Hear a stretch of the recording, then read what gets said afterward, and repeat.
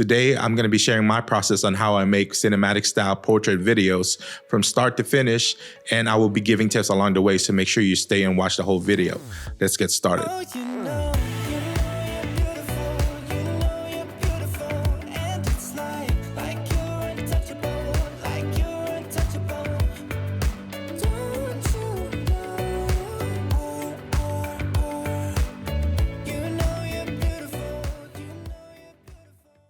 What's good, fellow creators? Welcome back to the channel. My name is Mark. Thanks for hanging out with me on another video. Whenever I make this portrait style cinematic videos, my process usually takes about 2 weeks. And whenever I try to do these videos, I try to maximize as much as I can.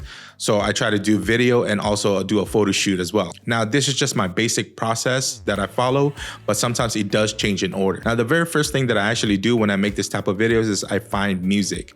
What I go through is Epidemic Sound, and I actually did a review on them. And if you want to check them out, I will leave a link up here and down at the description box. So basically, I try to look for the right music that'll inspire me, and it'll give me some concept of what the video is gonna be. Now, once I find the right music, I actually envision in my head what the video is gonna look like. Now, the second thing that I do is find the model or the subject for that video. The first thing that I actually do is ask my friends if they're available and if they're interested in doing a video. And now it really depends on what type of video that I have in my head, because some friends are not comfortable doing that type of video. So I actually have to find a model. Now, when I try to find a model, I go through Instagram. To find a specific model or close to me, I usually use hashtags, which is the location that I'm at or where I'm gonna be, plus models. So I live close to the Bay Area, so what I usually type is Bay Area models. The other way that I could actually look for models is look for local photographers that work with certain models as well. So usually photographers tag models that they actually worked with before.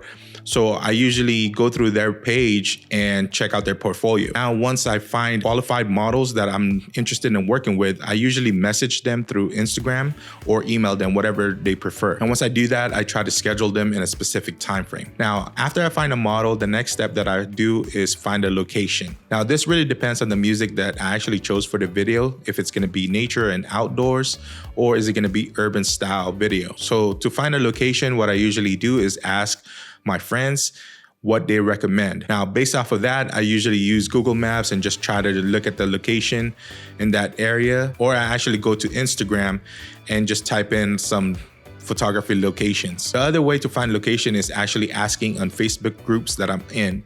There are some photography groups that's out there, and usually I just type in the location that I'm gonna be at, and if there's any place that they could recommend that has good scenery or some good views or whatever vibe that I'm looking for. Now, if I really can't find any place that I like, I usually go to my previous spots that I've been before. After I find a location, the next thing that I work on is the story of the video. So whenever I make a story for a video, I always incorporate beginning, middle, and end, and reverse engineer that story. What that means is I always start off in the end. What is the outcome of this video? What is the purpose of this video? And then I work myself back. Now, the next step that I do after making a story is create a shot list. So whenever I create a shot list, I try to be as detailed as possible. This will help the flow of the video. So whenever I create a shot list, I make sure that I separate each scene, which is intro, middle, ending. So with each scene, I include shot types and angles. It really depends on what I'm shooting or what I envision in my head. Is it gonna be a high angle, low angle? Is it gonna be a wide shot, medium shot? Is it gonna be close up?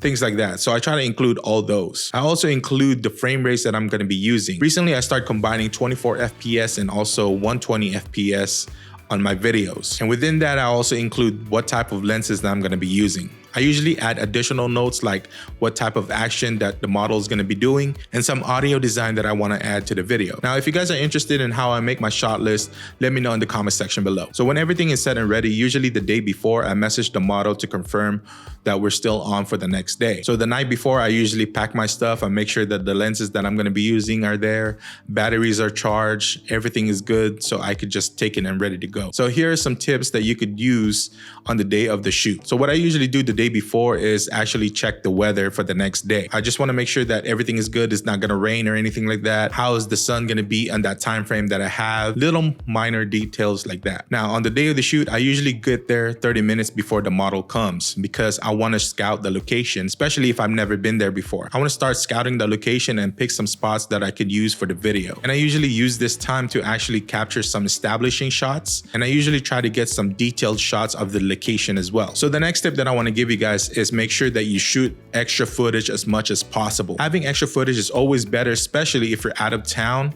or on a new location. The next tip that I also want to give you guys is shoot your scene multiple times. The reason why I recommend doing this is because sometimes you don't get it the first try. So it's always, like I said, it's always better to have extra footage than just having that one and it doesn't work out. Now, this is the time that you could check for your focus, make sure it's locked in, and make sure you always watch your playbacks. The last tip that I want to give you guys is take your time. Whenever I do this type of shoots, I usually do photos and videos. So sometimes I feel rushed to get two things at once. But if you really want some good, awesome footage for your video, make sure you take your time, check your playbacks, make sure your focus is good. Now, the last step on my process is editing. Now, before I jump into Premiere Pro, which is the editing software that I use, what I do is actually organize my footage. I create different folders for different cameras if I'm using two, and also I create folders for each frame rates that I use. And for the timeline, I actually use a widescreen aspect ratio. Now, I don't add cinematic black bars anymore because I try to put it in a widescreen format. But if you want to add cinematic black bars on your videos, I actually did a tutorial on that one.